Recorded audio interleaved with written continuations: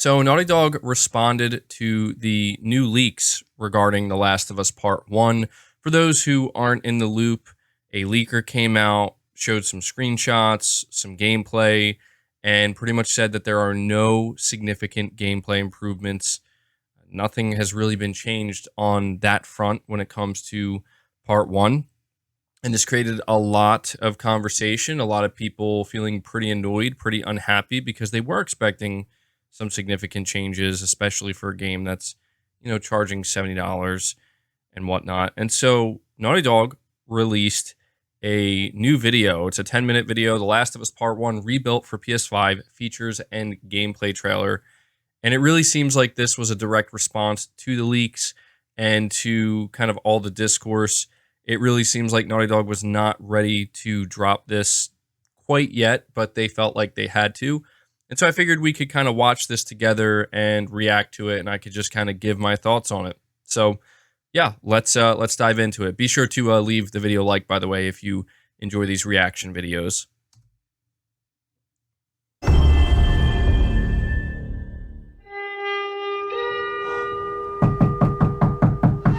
I'm coming. More than 2 years ago, when we were finishing Last of Us Part 2, and we were working on those flashbacks within that scene for the first game, we got excited with the idea of like, oh man, what if we made The Last of Us Part 1 to look as good, if not better, than what we have done with Last of Us Part 2, which we really pushed the boundaries of like what we could do from gameplay and a graphical standpoint, and felt like if we do that, we could actually come even closer to our original vision of what the first game would have been had we not been constrained by technology.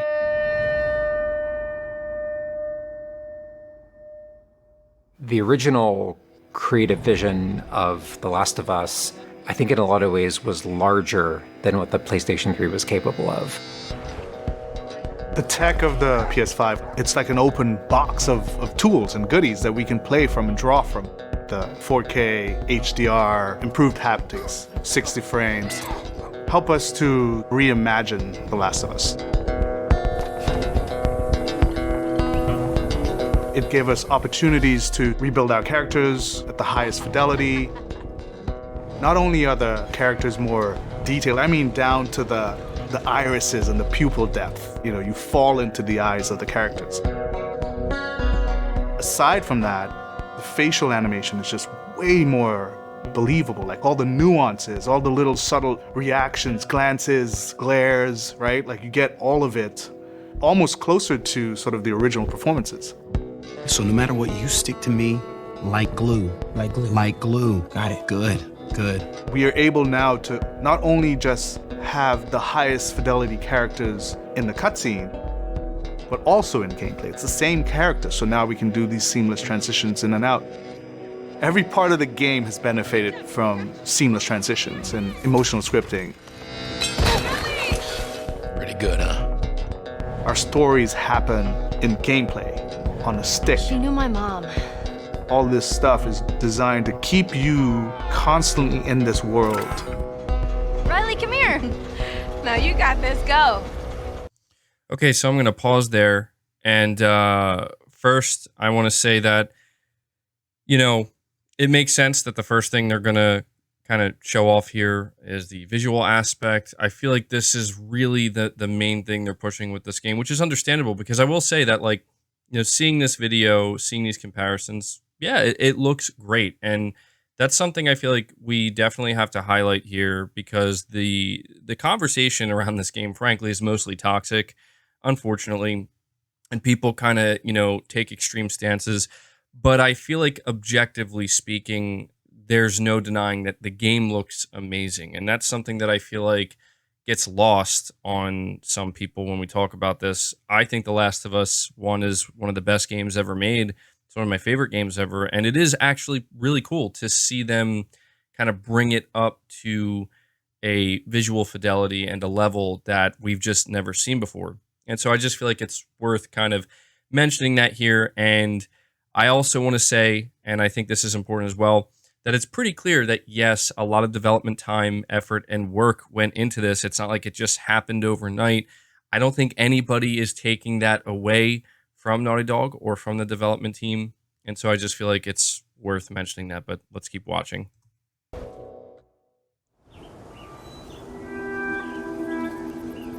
One of the things that the PlayStation 5 is really enabling is that we're able to have a density of physics objects in a scene that we could never do before. Like, this has always been the dream, is to have this number of bumpables, chippables, breakables, destructible objects in a scene. It just makes the world feel rich, makes it feel lived in. Materials can have the properties that you'd expect. The turret truck in Pittsburgh, when it's firing at you and it's just ripping apart the concrete and sending objects flying left and right. Seeing things break, like there's fear, there's a real fear that it invokes. And it's giving us a much more dynamic range of gameplay to play with. Around him! Our AI tech has just increased incredibly. What we were building the basis off of was The Last of Us Part 2's AI. And it has sophisticated systems for things like the fundamental knowledge model of how these NPCs perceive and understand what the player is much more sophisticated. Now how the enemies are communicating with each other, how they're chasing you, how they're flanking you, how intense that fight feels. It's so much more rewarding coming out of it from the other side. So this is an area that I do find interesting, because one of the things that I think people were really curious about with The Last of Us Part 1 is when we hear about the reworking of the AI, how significant is that? Well, I mean, based off of what they're showing here and based off of what they're saying, it's based off of The Last of Us 2, so it should be greatly improved. And they're really making it sound like this time around, the gameplay is going to feel different because of that. It's going to feel more intense, more immersive. I don't know how believable that is. I mean, the AI in The Last of Us Part 2 is certainly a lot better than what we saw with The Last of Us Part 1. But, you know, I do think that this is good. I think that this is something that is worth highlighting, but it kind of is one of these things where it's going to be hard to determine how significant the difference really is. Like, what I'm noticing here is they're not necessarily showing any comparisons, which is interesting and I think worth noting. They're talking about how, you know, reworked the AI is, but they're not really showing like a side by side of like, this is how the AI would react on the, you know, PS4 remastered version versus this is how it's going to react on the PS5 remake. That is something I would be interested to see, because again, you know, they're trying to sell us on the game here, and that's their job, and that's fine. But you know, they're very quick to show you the comparisons of visually how the game looks.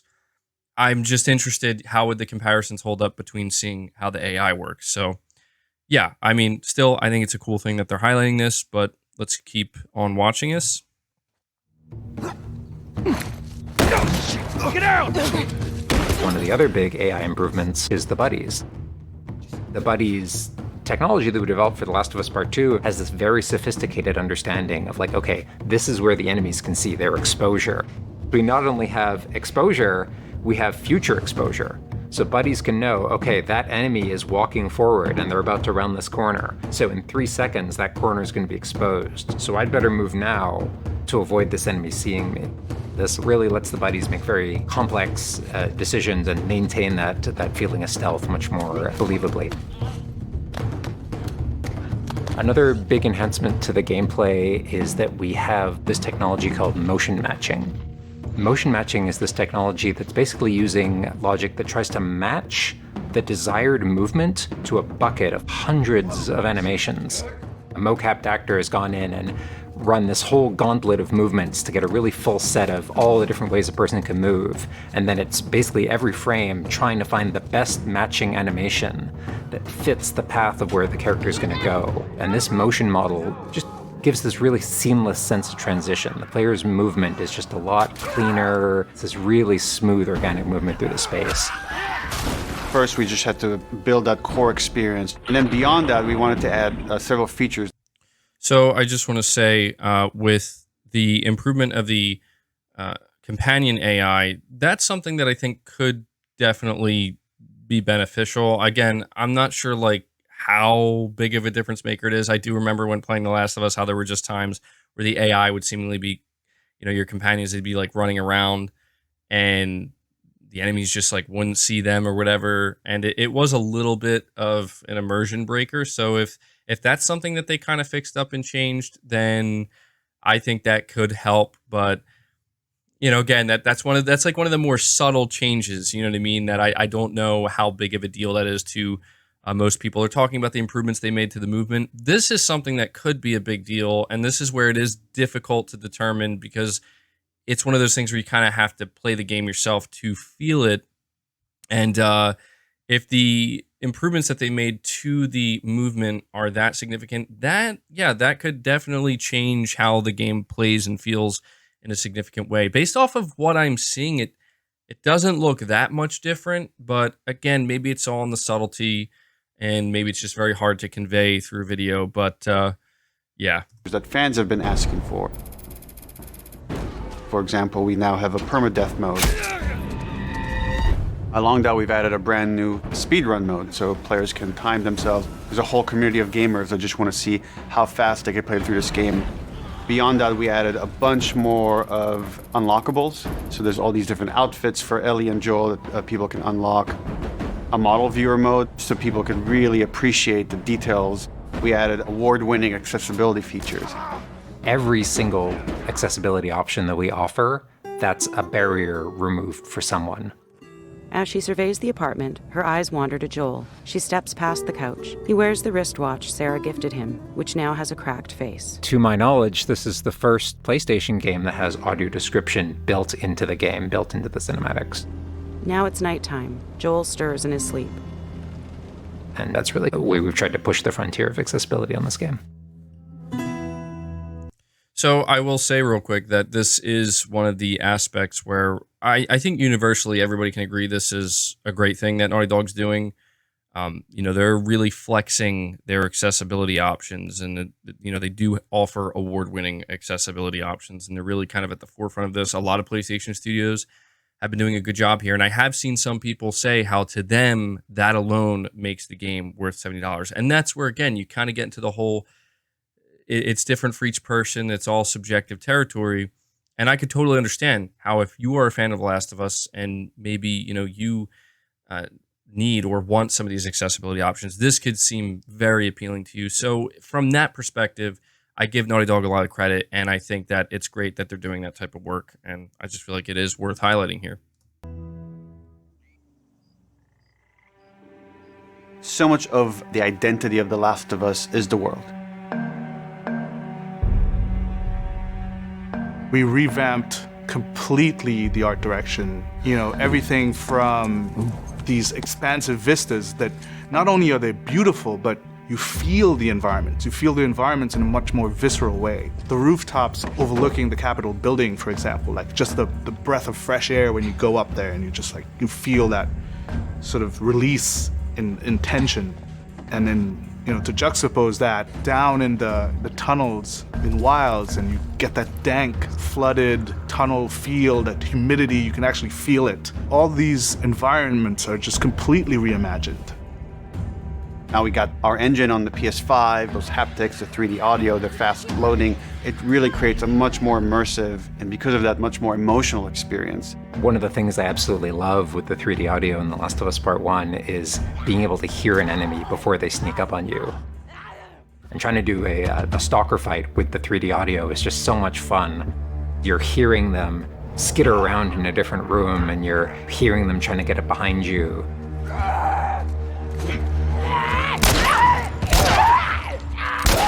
Having that two-part reaction of like hearing, turning, seeing, reacting, it just really heightens that sense of just being grounded. You are in this character, you are in this world.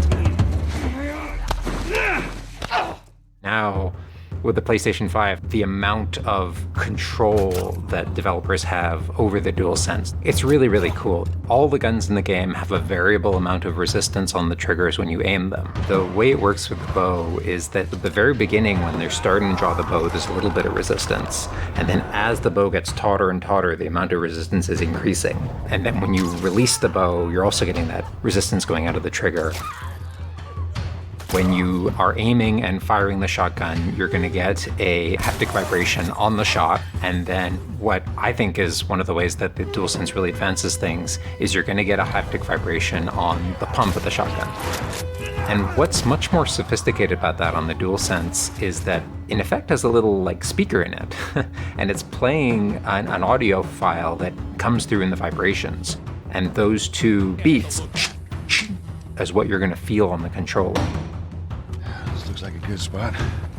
This also ties in to the new workbench animations. So if you're seeing Joel taking apart a gun or screwing something in or putting a new stock on a gun, that moment where he's like jamming that on, you're gonna get that haptic feedback on that. We have, haptics all across the board, for all the moments you kind of expect, for clambering, jumping, landing, meleeing, getting meleeed, like all those kind of high intensity moments we have represented in the haptics. What I personally absolutely adore is the way we can enhance the really quiet, subtle moments of gameplay. So it's like when Joel goes in to pet the giraffe, getting that little light touch on the haptics as he's petting the giraffe. To me, that's the essence of The Last of Us. It's the high tension moments, it's the low tension moments, it's all of it feeling grounded. It's you're feeling immersed in this world. It's all about bringing you along with that story in as many ways as we can. And that's what the new technology on the PlayStation 5 is allowing.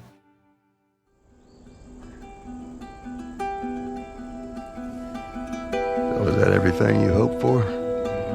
Jury's still out. There's something special about that core experience of playing as Joel and Ellie on this journey. Then to take that experience and really honor it and keep the authenticity of it, but elevate it in every way possible, whether it's pipeline, whether it's art direction, whether it's a technology, everything that allows us to make that experience better. Not different, extremely better. That's why, to me, this is the definitive way to play The Last of Us.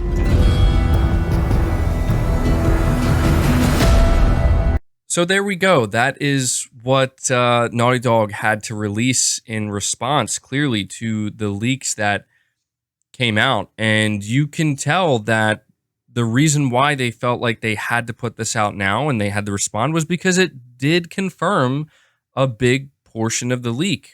In fact, I'd say that the thing people were really hanging on to with the leak and the leaker and whatever was the fact that they said there are no major or significant gameplay improvements. They didn't say there's no improvements at all. That's not true. Clearly, there are many improvements here.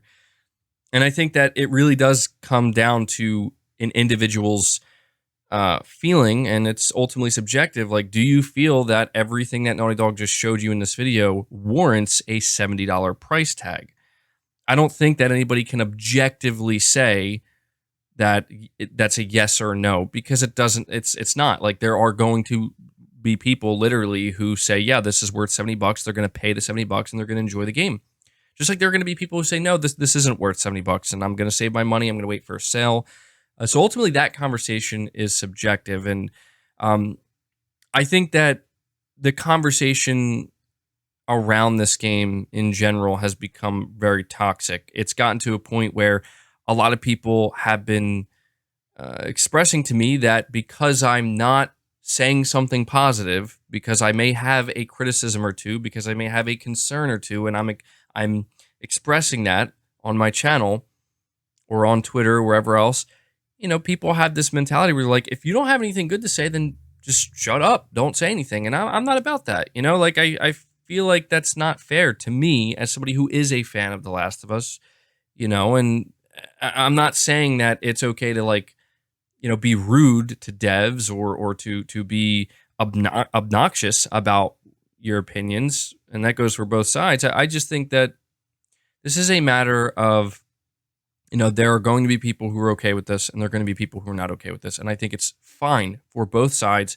to express their feelings on the matter. And I think it's totally fine for some conversations to happen. It's just that the unfortunate reality is that, too many people get way too toxic, way too fast. And unfortunately, they usually end up garnering the most attention. But getting back to this video, I like what Naughty Dog is showing off. As a Last of Us fan, I think that the game looks great. It's awesome to see them kind of bring up the fidelity, to really show all the nuanced changes they've made. And there's no doubt, as I said earlier, that a lot of work has went into it. But I am ultimately disappointed that, for a game that, frankly, I don't believe needs a remake right this moment because it was remastered for the PS4. And here's the important thing. Here's the important point I want to try to make. It holds up really well. Like, The Last of Us Remastered holds up incredibly well. I've seen some people talking about, like, Demon Souls and kind of comparing these two and about how, like, well, Demon Souls didn't make any significant changes. Well, that's because Demon Souls gameplay holds up to a degree in which it really hasn't been changed that much, right? Between Demon Souls, Dark Souls, even with Elden Ring. I mean, of course, there are some changes here and there, but generally speaking, it's pretty much the same gameplay. And that's what people love about it. People actively said, like, don't change the gameplay in Demon Souls. I feel like with The Last of Us Part 1, it's a little bit different, where Naughty Dog made some huge improvements and huge strides with the gameplay of The Last of Us Part 2. And they were really hoping to kind of see that injected into Part 1 because it would make it feel like this is, like, really worth that $70 and really worth that asking price, especially because it was remastered so recently and it holds up so well. It would have, I think, it would have differentiated this version from the remastered version in a more significant way. And I think that that's really what people were hoping for, and people who are ultimately disappointed right now and feeling like it's not worth the asking price and they're just not interested in it right now, maybe not until the price drops. I think that's ultimately why. And if you watch this video, for as nice as all these new features are, it is true that, you know, they have not changed fundamentally, like, really any of the gameplay. It's still the same. I mean, the AI maybe is a little bit better, which is good. You know, they have the features of the DualSense, the 3D audio, the better graphics, the better visuals, all that stuff. But the main core of the game and what you're going to be doing, like, for most of your time interacting with this game is largely and pretty much almost entirely untouched. And so, you know, I think that is understandable why some people are not going to be totally on board with that, and they're going to feel like maybe we were expecting a little bit more than this. And I don't think there's anything wrong with that. I don't think there's anything wrong with kind of turning to Naughty Dog and specifically Sony and saying, look, you know, if you're going to charge $70 for this, you know, after already charging $60 for the remastered version not that long ago, it feels like maybe you should have made, you know, bigger changes in some areas. And Naughty Dog said, no, we didn't want to do that. And that's fine.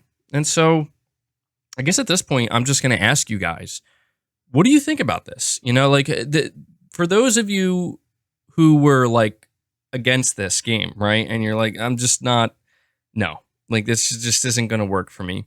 How do you feel after seeing this 10-minute video from Naughty Dog? Has what Naughty Dog shown you here, has what they talked about, has it changed your opinion? Has it changed your mind at all? Or are you still very much of the opinion, I don't think this game's worth it. I think that more needed to be done, and, you know, it's not worth the asking price. I'm very curious because, again, there were a lot of people who said we should wait until Naughty Dog shows the game off themselves the way they want to show it, and they did that.